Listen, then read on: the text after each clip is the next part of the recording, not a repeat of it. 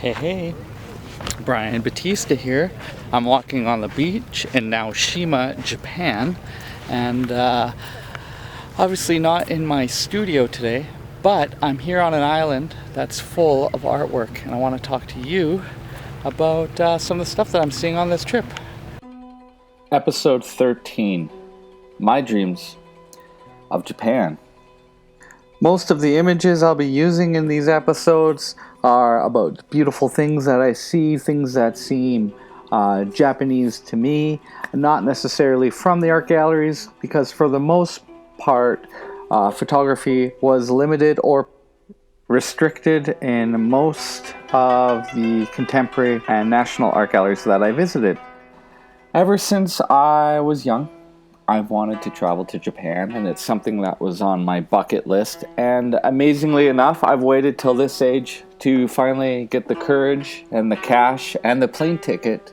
I think I have a pretty good idea of what to expect.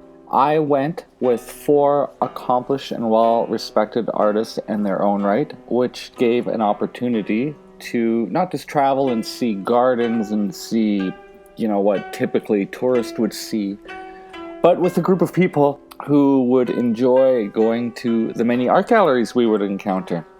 Landing first in Tokyo meant that I could see all the big museums. For the most part, I was really disappointed because in Japan, they had a lot of European and Western art. There were Renoir shows and Monet, 3 of the same James Turrell.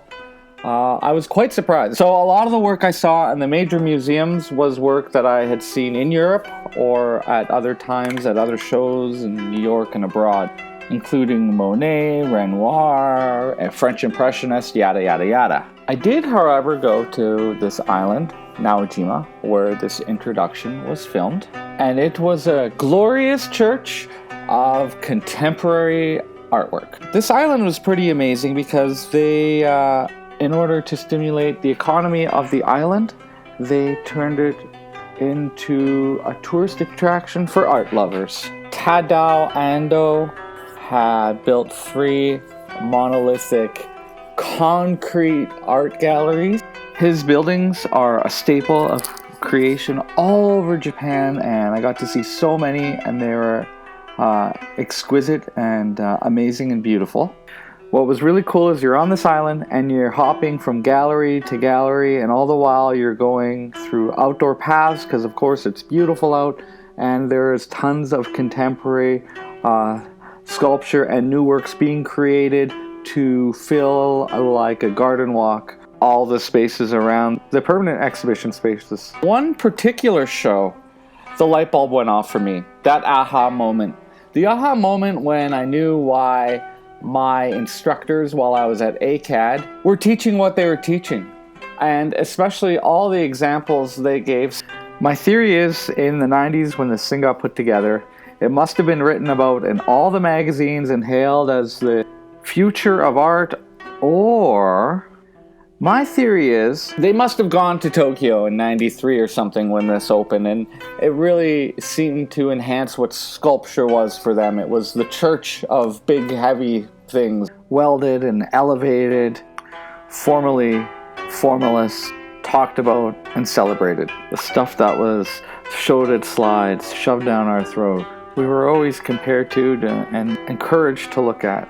I just recall a lot of the slides that they showed us were from the very spaces that I was in, and it really just, all these years of being kind of pissed off and wondering why the heck did I learn something that I didn't really need, came together as to why and what their influences were. So in a sense, it was actually really good. Really enlightening. It was educational to see these things firsthand, and there were also many interesting little treasures and diamonds in the rough, like this piece in particular.